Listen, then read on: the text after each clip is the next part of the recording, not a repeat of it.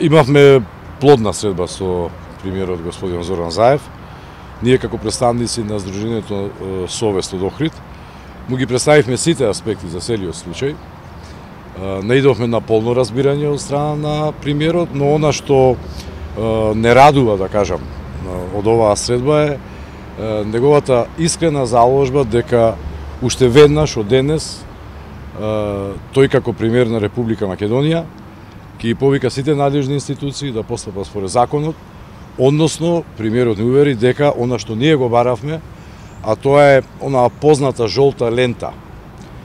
која треба да оди околу објектот, со која ќе се забрани, значи не само изведување на градежни работи, туку ќе забрани пристап до објектот, да биде обезбедено ако треба и со асистенција на полицијата и да прекинат сите градежни активности околу Али Пашињата џамија.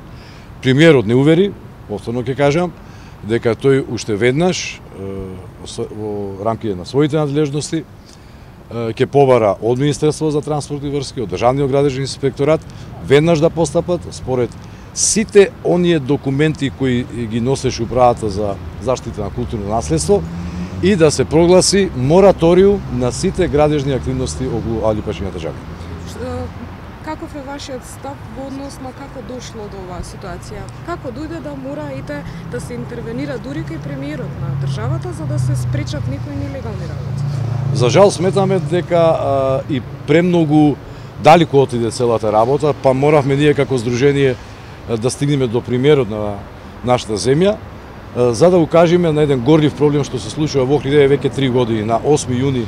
2019 година ќе се наполна 3 години од кога започнаа тие нелегални активности на Али Пашињата џамија. Само да посетам, Али Пашињата џамија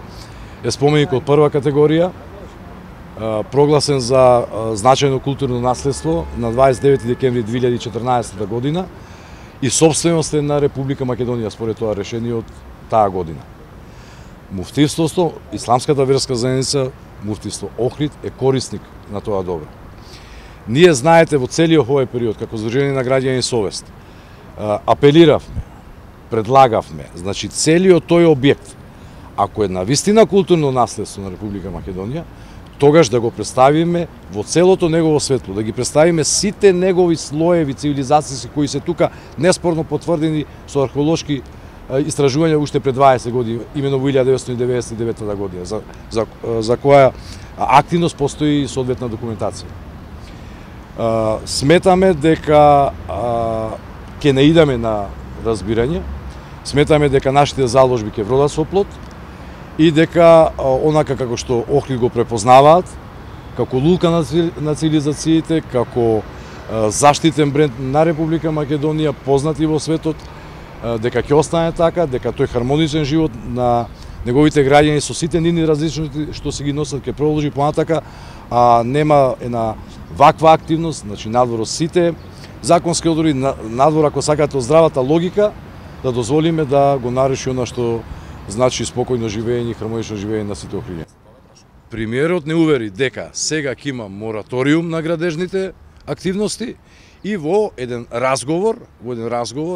и со Исламската верска заедница, односно представници нивни, и со сите релевантни институции. Значи, тука е локалната самоуправа, тука се другите институции, Управата за заштита на културно наследство, ако сакате Министерството за култура и други релевантни институции и поединци кои се упатени во оваа работа, да изнајдеме решение. Она што Совест го нуди како решение е, повторно ќе кажам, значи целиот овој простор да биде совиден центар на цивилизациите, каде што ќе се ослика секој слој, а минаре, простете, Совест уште на самиот почеток кажа дека на Охрид од сите можни аспекти таква градба не му треба.